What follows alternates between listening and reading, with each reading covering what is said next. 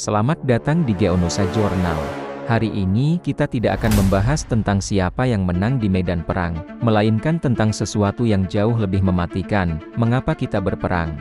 Sepanjang sejarah, manusia telah menciptakan sistem, tatanan, dan gagasan yang kita sebut sebagai kebenaran. Namun, sejarah juga membuktikan bahwa kebenaran bagi satu kelompok seringkali merupakan kutukan bagi kelompok lain. Kita terjebak dalam apa yang saya sebut sebagai ilusi kebenaran, sebuah kondisi di mana gagasan yang seharusnya memajukan peradaban, justru menjadi mesin penghancur paling efektif yang pernah diciptakan oleh otak manusia. Kita sering menganggap bahwa perang dipicu oleh perebutan sumber daya seperti emas, minyak, atau tanah. Namun, jika kita menggali lebih dalam, sumber daya hanyalah alat, sementara ideologi adalah bahan bakarnya. Ideologi memberikan justifikasi moral bagi seseorang untuk mengangkat senjata melawan sesamanya. Tanpa sebuah gagasan yang dianggap suci atau benar, sulit bagi seorang pemimpin untuk menggerakkan jutaan orang menuju kematian. Inilah kekuatan sekaligus kengerian dari sebuah gagasan. Ia bisa membangun katedral yang megah, namun ia juga bisa meratakan seluruh kota hanya dalam satu malam atas nama keyakinan. Hari ini, kita akan membedah bagaimana perbedaan gagasan mulai dari agama, politik, hingga sistem ekonomi telah menghancurkan peradaban demi peradaban. Kita akan melihat bagaimana manusia seringkali lebih mencintai konsep tentang kebenaran daripada kemanusiaan itu sendiri. Apakah kita benar-benar makhluk yang rasional? Ataukah kita hanyalah bidak dari narasi-narasi besar yang kita buat sendiri untuk memvalidasi kebencian kita terhadap mereka yang berbeda?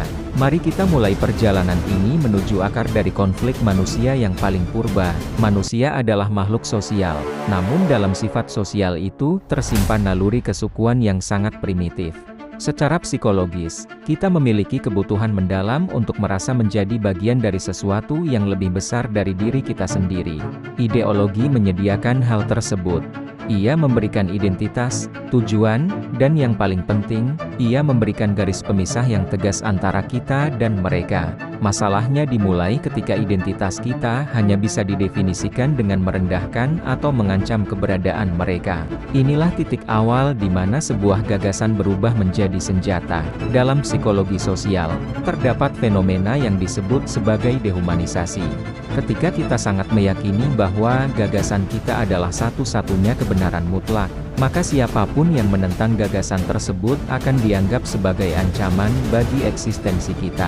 Mereka tidak lagi dipandang sebagai manusia dengan keluarga, mimpi, dan perasaan, melainkan dipandang sebagai hambatan, kafir, musuh kelas, atau pengkhianat.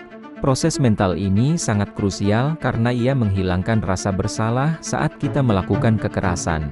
Tanpa dehumanisasi yang dipicu oleh ideologi, perang skala besar tidak akan mungkin terjadi. Ilusi kebenaran ini diperkuat oleh apa yang disebut sebagai confirmation bias atau bias konfirmasi. Kita cenderung mencari informasi yang hanya mendukung apa yang sudah kita yakini dan menutup mata terhadap fakta yang mengguncang keyakinan kita. Di era modern, media sosial memperparah kondisi ini dengan menciptakan ruang gema yang mengisolasi kita dari perspektif luar. Akibatnya, perbedaan gagasan tidak lagi dianggap sebagai peluang untuk berdiskusi, melainkan dianggap sebagai serangan pribadi yang harus dibalas dengan kehancuran. Kita tidak lagi berperang demi kebenaran, kita berperang demi rasa aman yang semu di dalam kelompok kita sendiri. Jika kita melihat catatan sejarah, beberapa tragedi kemanusiaan terbesar tidak lahir dari tangan orang-orang jahat yang ingin menghancurkan dunia, melainkan dari tangan orang-orang yang merasa sedang menyelamatkan dunia dengan gagasan mereka. Perang salib di abad pertengahan, misalnya, bukanlah sekadar perebutan wilayah, melainkan benturan dua visi dunia yang berbeda tentang Tuhan. Ribuan nyawa melayang di padang pasir karena kedua belah pihak merasa memegang mandat suci, menunjukkan bahwa ketika sebuah gagasan dianggap bersifat ketuhanan, maka kompromi dianggap sebagai dosa. Revolusi Prancis membawa narasi besar tentang kebebasan, kesetaraan, dan persaudaraan. Namun, gagasan mulia ini segera berubah menjadi teror berdarah melalui giletin karena para pemimpinnya merasa harus menghancurkan siapapun yang dianggap tidak cukup revolusioner. Hal yang sama terjadi pada abad ke-20 dengan munculnya fasisme dan komunisme. Jutaan orang tewas di kamp-kamp konsentrasi dan gulag bukan karena bencana alam, tapi karena mereka dianggap tidak cocok dengan cetak biru masyarakat ideal yang dirancang oleh penguasa. Ini adalah bukti bahwa gagasan yang paling berbahaya adalah gagasan yang menjanjikan surga di bumi dengan cara mengeliminasi mereka yang berbeda pendapat. Sejarah mengajarkan kita bahwa setiap kali sebuah peradaban merasa telah menemukan kebenaran akhir, maka saat itulah benih-benih kehancurannya mulai tumbuh. Kesombongan intelektual dan spiritual ini membuat sebuah bangsa menjadi kaku, tertutup, dan agresif terhadap perubahan. Mereka tidak lagi berperang untuk bertahan hidup, tetapi berperang untuk memaksakan interpretasi mereka tentang dunia kepada bangsa lain. Pada akhirnya, peradaban-peradaban besar ini runtuh bukan karena kelemahan militer, tetapi karena beban berat dari ideologi mereka sendiri yang tidak lagi mampu menampung realitas kemanusiaan yang beragam. Seringkali, perang ideologi hanyalah permukaan dari sesuatu yang lebih pragmatis. Namun ideologi diperlukan untuk menjaga semangat massa. Pemimpin-pemimpin cerdas sepanjang sejarah tahu bahwa rakyat tidak akan mau mati hanya demi memperkaya raja atau korporasi. Oleh karena itu, kepentingan ekonomi dan politik harus dibungkus dalam bahasa ideologi yang agung. Perang dingin antara Amerika Serikat dan Uni Soviet, misalnya, secara permukaan adalah perang antara kapitalisme dan komunisme. Namun, di bawahnya, itu adalah perebutan kekuasaan mentah untuk menentukan siapa yang berhak mengendalikan sumber daya planet ini. Ilusi kebenaran bekerja sebagai alat pemasaran perang yang paling efektif. Dengan menyebut perang sebagai perjuangan demi demokrasi atau revolusi kelas pekerja, tindakan kekerasan yang mengerikan berubah menjadi pengorbanan yang mulia. Rakyat diberikan narasi bahwa mereka sedang berdiri di sisi sejarah yang benar, sementara musuh mereka adalah penjahat yang ingin menghancurkan cara hidup mereka. Inilah yang membuat perang ideologi sangat sulit untuk diakhiri. Karena menyerah secara militer berarti mengakui bahwa gagasan hidup Anda adalah salah. Sebuah beban psikologis yang terlalu berat bagi banyak bangsa. Namun, ada titik di mana kenyataan akhirnya menghancurkan ilusi tersebut. Ketika sebuah negara terlalu fokus pada kemurnian ideologi, mereka seringkali mengabaikan kebutuhan dasar rakyatnya dan hukum alam ekonomi. Kita melihat bagaimana negara-negara yang menutup diri demi menjaga kesucian gagasan mereka akhirnya mengalami keruntuhan internal. Perang ideologi seringkali berakhir bukan dengan kemenangan satu pihak di medan tempur, melainkan dengan kebangkrutan sistemis pihak yang paling jauh dari kenyataan objektif. Pada akhirnya, perut yang lapar dan infrastruktur yang hancur adalah fakta yang tidak bisa dibantah oleh slogan-slogan ideologi manapun. Di abad ke-21, perang ideologi tidak lagi hanya terjadi di parit-parit medan tempur, melainkan di dalam saku kita melalui layar ponsel. Kita telah memasuki era pasca kebenaran post-truth, di mana fakta objektif kalah pengaruhnya dibandingkan dengan daya tarik emosional dan keyakinan pribadi. Algoritma media sosial dirancang untuk memberikan apa yang kita sukai, yang secara tidak sengaja menciptakan penjara intelektual bagi penggunanya. Kita tidak lagi dipaksa oleh negara untuk percaya pada satu ideologi, melainkan kita secara sukarela mengurung diri dalam narasi yang memvalidasi kebencian kita terhadap pihak lain. Kondisi ini menciptakan apa yang disebut sebagai polarisasi terakselerasi. Jika dulu penyebaran ideologi membutuhkan waktu bertahun-tahun melalui buku dan pidato, kini hanya butuh hitungan detik bagi sebuah hoaks atau narasi kebencian untuk menjadi viral dan membakar amarah massa. Teknologi yang seharusnya menghubungkan manusia justru menjadi alat pemecah belah yang paling efisien karena ia mengeksploitasi bias kognitif kita. Ketika setiap kelompok memiliki fakta mereka sendiri, maka ruang untuk dialog menghilang, digantikan oleh dinding-dinding digital yang tebal di mana perbedaan gagasan dianggap sebagai ancaman eksistensial yang harus dimusnahkan. Dampaknya terhadap peradaban sangatlah destruktif. Masyarakat kehilangan kemampuan untuk menyepakati realitas bersama, yang merupakan fondasi dari stabilitas politik dan sosial. Tanpa adanya kesepakatan tentang apa yang benar dan apa yang salah secara objektif, hukum kehilangan taringnya dan institusi negara mulai goyah. Kita sedang menyaksikan bagaimana demokrasi di seluruh dunia terkikis bukan oleh serangan militer asing, melainkan oleh ketidakmampuan warganya untuk melihat manusia di balik perbedaan pendapat. Ini adalah perang saudara digital yang perlahan, tapi pasti menghancurkan fondasi kepercayaan yang telah dibangun selama berabad-abad. Samuel Huntington pernah memprediksi bahwa setelah Perang Dingin berakhir, konflik dunia tidak akan lagi didorong oleh perbedaan ekonomi atau politik, melainkan oleh benturan peradaban. Ideologi kini telah bermutasi menjadi identitas budaya dan agama yang lebih dalam dan lebih sulit untuk dikompromikan. Perang di Timur Tengah, ketegangan di Laut Tiongkok Selatan, hingga konflik di Eropa Timur bukan sekadar soal wilayah, melainkan soal pertarungan antara visi dunia yang berbeda, antara tatanan sekuler liberal dengan nilai-nilai tradisionalis atau otoriter. Dalam konteks ini, ideologi digunakan sebagai garpu penalat tuning fork untuk menyatukan blok-blok kekuatan besar. Tiongkok mempromosikan nilai-nilai Asia yang menekankan ketertiban dan kolektivitas di atas kebebasan individu, sementara Barat tetap bersikukuh pada universalitas hak asasi manusia. Pertarungan ini menciptakan sebuah kepungan ideologis di mana negara-negara menengah, termasuk Indonesia, dipaksa untuk memilih pihak.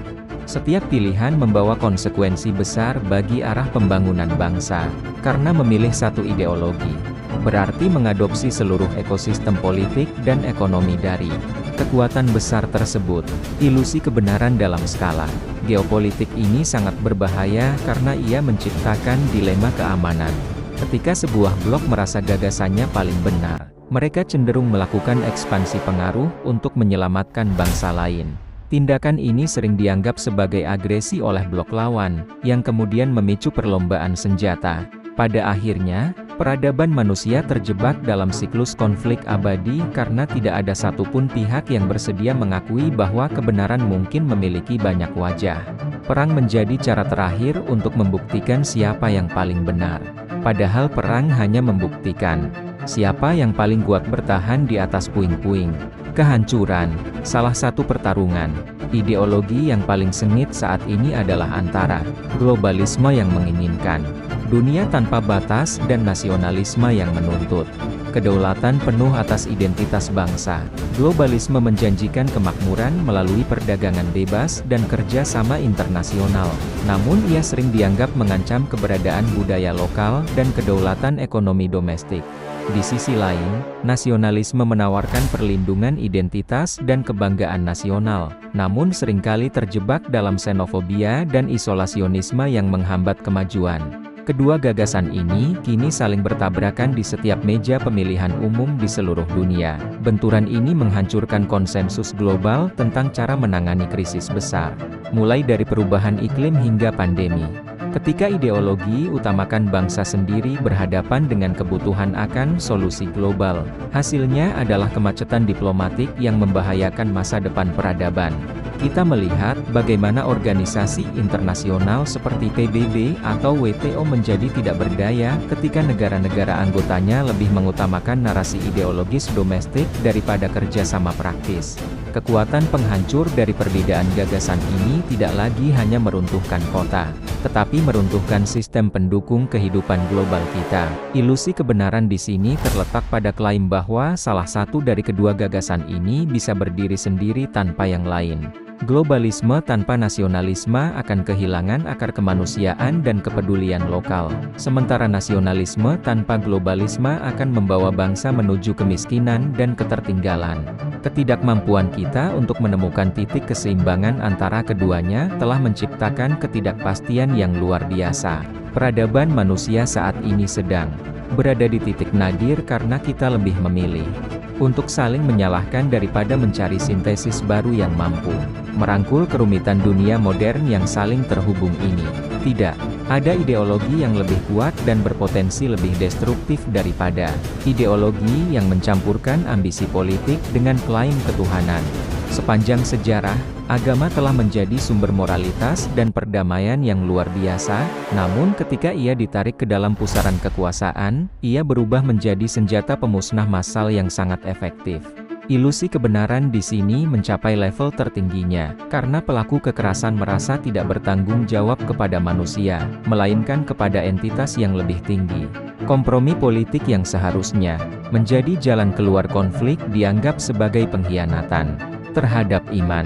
Tragedi terjadi ketika perbedaan interpretasi atas teks suci digunakan untuk memobilisasi kebencian terhadap sesama. Kita melihat bagaimana konflik sektarian telah menghancurkan banyak negara, di mana tetangga yang tadinya hidup damai tiba-tiba saling membunuh hanya karena perbedaan cara beribadah. Peradaban yang dibangun selama ribuan tahun bisa runtuh dalam sekejap ketika api kebencian berbasis agama dinyalakan. Masalahnya bukan terletak pada agamanya, melainkan pada penggunaan agama sebagai ideologi politik yang kaku untuk memisahkan manusia ke dalam kasta pemenang surga dan penghuni neraka. Di dunia modern, tantangan ini semakin berat dengan munculnya gerakan ekstremis yang menggunakan teknologi digital untuk merekrut pengikut di seluruh dunia. Mereka menawarkan kepastian di tengah dunia yang penuh ketidakpastian, namun harga yang harus dibayar adalah penyerahan total akal sehat kepada doktrin yang sempit. Jika peradaban ingin bertahan, kita harus mampu mengembalikan agama ke fungsinya yang luhur sebagai penuntun etika, dan memisahkannya dari nafsu kekuasaan yang seringkali justru menodai nilai-nilai suci itu sendiri. Ketidakmampuan kita melakukan ini akan terus menjadikan perbedaan gagasan sebagai algojo bagi kemanusiaan. Indonesia berdiri di posisi yang sangat unik dan krusial dalam peta pertarungan ideologi dunia. Dengan ideologi Pancasila, Indonesia mencoba menawarkan jalan tengah yang mampu merangkul perbedaan agama, budaya, dan paham politik ke dalam satu wadah besar. Namun, Indonesia tidaklah imun terhadap serangan ilusi kebenaran yang sedang melanda global. Kita melihat bagaimana politik identitas dan polarisasi ideologis mulai merembes masuk ke dalam tatanan sosial kita, mencoba merusak kain persatuan yang telah ditenun dengan susah payah oleh para pendiri bangsa. Tantangan terbesar Indonesia adalah menjaga agar perbedaan gagasan tetap menjadi energi kreatif, bukan energi destruktif. Sebagai negara demokrasi terbesar dengan keberagaman yang luar biasa, keberhasilan Indonesia dalam mempertahankan ideologinya yang inklusif adalah pesan kuat bagi dunia bahwa perbedaan tidak harus berakhir dengan kehancuran. Namun, jika kita gagal membentengi masyarakat dari infiltrasi ideologi transnasional yang radikal atau populisme yang memecah belah, maka Indonesia bisa menjadi contoh tragis bagaimana sebuah peradaban besar runtuh dari dalam karena ketidakmampuannya mengelola perbedaan gagasan. Geonusa Jurnal ingin menekankan bahwa Pancasila bukan sekadar slogan, melainkan sebuah strategi geopolitik untuk bertahan hidup di tengah kepungan otoritarianisme dan radikalisme. Di tengah dunia yang sedang berperang memperebutkan kebenaran tunggal, Indonesia harus berani menawarkan narasi tentang kebenaran kolektif, sebuah kondisi di mana kita bisa berbeda namun tetap bergerak menuju satu tujuan kemakmuran bersama.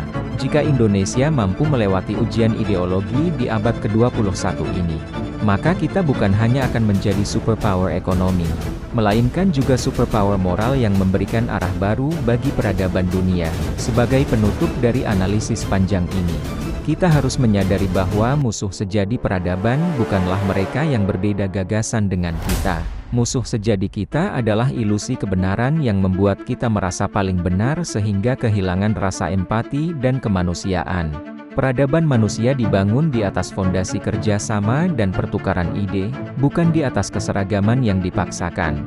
Sejarah telah berulang kali membuktikan bahwa setiap sistem yang mencoba menghapus perbedaan dengan kekerasan, pada akhirnya akan hancur oleh beban kesalimannya sendiri. Kita perlu belajar untuk memiliki kerendahan hati, intelektual, kemampuan untuk mengakui bahwa pemahaman kita tentang dunia ini terbatas dan bahwa orang lain mungkin memegang kepingan kebenaran yang tidak kita miliki. Di masa depan, dominasi sebuah bangsa tidak akan ditentukan oleh seberapa keras mereka memaksakan ideologinya, melainkan oleh seberapa mampu mereka merangkul keberagaman untuk menciptakan inovasi dan solusi. Perang ideologi hanya akan berakhir jika kita berhenti melihat perbedaan sebagai ancaman. dan mulai melihatnya sebagai aset yang memperkaya perspektif kita sebagai satu spesies manusia. Teruslah berpikir kritis, teruslah bertanya, dan jangan biarkan diri Anda terperangkap dalam gema suara Anda sendiri. Geonusa Jurnal akan terus hadir untuk membedah lapisan-lapisan kekuasaan dan ideologi agar kita tidak menjadi korban dari narasi-narasi besar yang ingin memecah belah kita. Saya nama Anda. Terima kasih telah menyimak Mega Analisis Ilusi Kebenaran. Teruslah menjaga akal sehat di tengah dunia yang sedang kehilangan arah. Sampai jumpa di analisis kekuatan dunia berikutnya.